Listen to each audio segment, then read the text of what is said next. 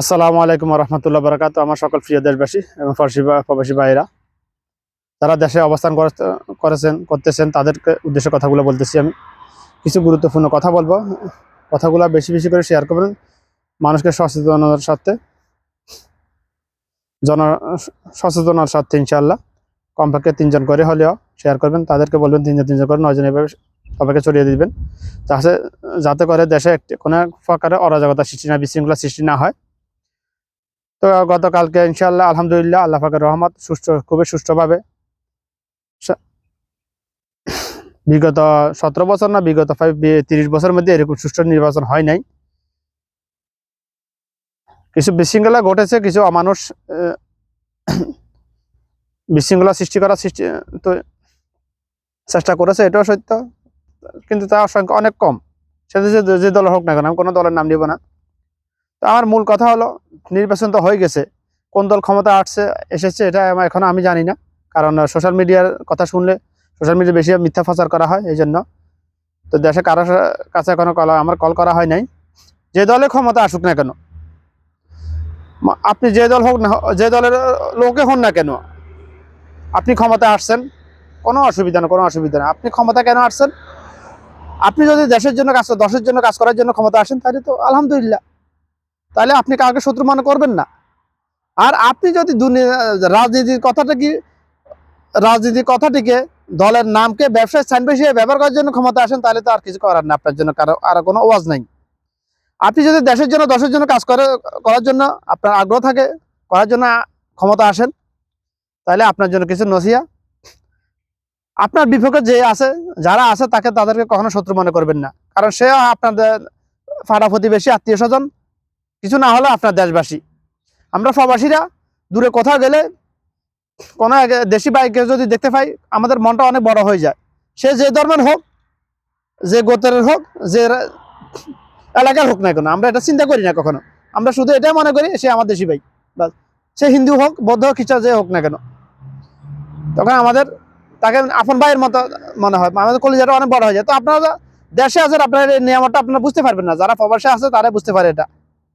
একজন প্রবাসী কাছে দেশের কেউ একটা মিস কল দিলে তার কলিজাটা কত বড় হয়, যেটা আপনারা বুঝতে পারবেন না, কারণ আপনারা দেশে আছেন, আপনারা আপনার নিয়ামত বুঝতে পারবেন না। এটা আপনারা মা বাবা, আত্মীয় স্বজন, স্ত্রী সন্তান সবার কাছে আছেন, সবার সাথে আছেন, সবাইকে দেখতেছেন, এই জন্য আপনার মূল্য যেটা সহজে পাওয়া যায়, ওটা মূল্য বোঝা যায় না।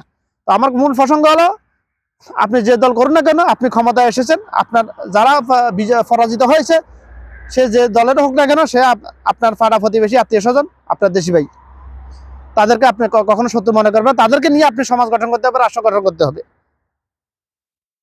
তাদেরকে নিয়ে আপনাদেরকে সমাজ গঠন করতে হবে, রাষ্ট্র গঠন করতে হবে। এটা যদি আপনাদের মৌলিক উদ্দেশ্য থাকে, তাহলে আপনি কামিয়াব ইনশাআল্লাহ, দুনিয়াতে আখিরাতে। আর যদি আপনাদের এটা উদ্দেশ্য না থাকে, যারা আপনাদের বিপক্ষে রাজনীতি করেছে, অন্য তাদেরকে যদি আপনারা শত্রু মনে করেন, তারা কেন আমাদের বিপক্ষে রাজনীতি করেছে, তাদেরকে আমরা শত্রু, তাদেরকে আমরা ঘরে শুতে দিব না, ঘরে থাকতে দিব না, মিথ্যা মামলা দিয়ে রাখবো, তাদেরকে দৌড়ানির উপর রাখবো, নাউজুবিল্লাহ, এরকম কিছু করবেন না বলিও। কারণ আপনি যদি বর্তমানে যারা ক্ষমতা আসছেন, আপনারা যদি কাউকে না দৌড়ান, কাউকে মিথ্যা মামলা না দেন, আগামী 5 বছর পরে যারাই ক্ষমতা আসুক না, তারা আর মিথ্যা মামলা দিবে না, কাউকে দৌড়াবে না ইনশাআল্লাহ। আমার মূল প্রসঙ্গ হলো এটা, মূল পয়েন্ট হলো এটা। আপনি যদি কাউকে না দৌড়ান, আপনাকে কেউ কখনোই দৌড়াবে না। একটা কুকুর মানুষকে যতক্ষণ পর্যন্ত দৌড়ায়, ওই মানুষটা ততক্ষণ পর্যন্ত দৌড়ে। একটা কুকুর যদি দৌড়ানি বন্ধ করে দেয়, মানুষ কখনো আর দৌড়ায় না, সে দাঁড়িয়ে যায়।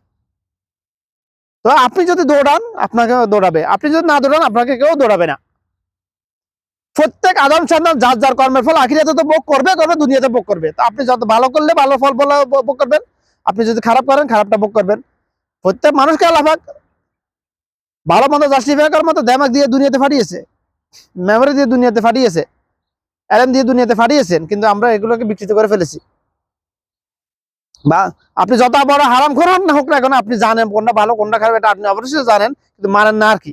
তো চিন্তা করবেন, আপনি যত ভালো করবেন, তার থেকে কয়েকগুণ বেশি ভালো আপনার জন্য ফেরত আসবে। আর আপনি যত খারাপ করবেন, তার থেকে কয়েকগুণ বেশি খারাপ আপনার জন্য ফেরত আসবে, নাউজুবিল্লাহ। এটা 100% সত্য, এটা প্র্যাকটিক্যাল প্রমাণিত। আমি লাইফে জীবন অনেক দেখি যে আমি যে যতটুকু করবে ততটুকু পড়বে। দেওয়ালে একটি বল নিক্ষেপ করলেন, ওই বলটা যত দূরে নিক্ষেপ করে তত জোরে আপনার দিকে ফেরত আসবে, অন্য কারো দিকে কাছে যাবে না ওটা।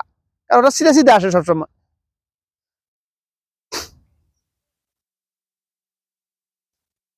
তো যে দলে ক্ষমতা আসুক, আমাদের উদ্দেশ্য হচ্ছে দেশ গড়া, সমাজ গড়া, রাষ্ট্র গড়া, দেশ থেকে দুর্নীতি, সাদা সিন্ডিকেট নির্মূল করা, এটা আমার মূল পয়েন্ট। আপনি জামাত ক্ষমতা আসুন কিংবা বিএনপি, কাউকে শত্রু মনে করা যাবে না, সবাই আমাদের দিনী ভাই, দেশি ভাই। আপনি মুসলমান, আরেকজন হিন্দু, দিনী ভাই না হলে সে আপনার দেশি ভাই, বাংলাদেশি, কেউ বাবার দেখে আসে নাই। এখন বিরোধী দল বিপক্ষে, বিরোধী দলকে যদি আমরা শত্রু মনে করি, আচ্ছা মনে করে আমাদের জামাল বলি, কামাল বলি, মমিন বলি, এদের সাথে যারা কুস্তি লড়েছে, এরা যদি তাদেরকে শত্রু মনে করে, এরা কি একজন ভালো মানের কুস্তিগির এই হিসাবে আখ্যায়িত হইতো না, হইতো না।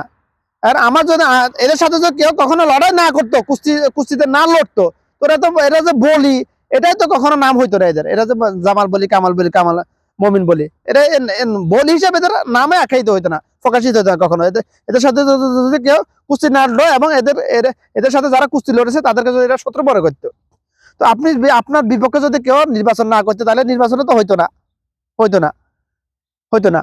আপনারা বলতে বিগত 7 বছর স্বৈরাচার মানুষের নাগরিক অধিকার খর্ব করেছে, ভোট দেওয়ার অধিকার খর্ব করেছে। তো এখন সুতরাং আপনারা ওইরকম করে কিছু করবেন না, কিছু বলবেন না, ইনশাআল্লাহ।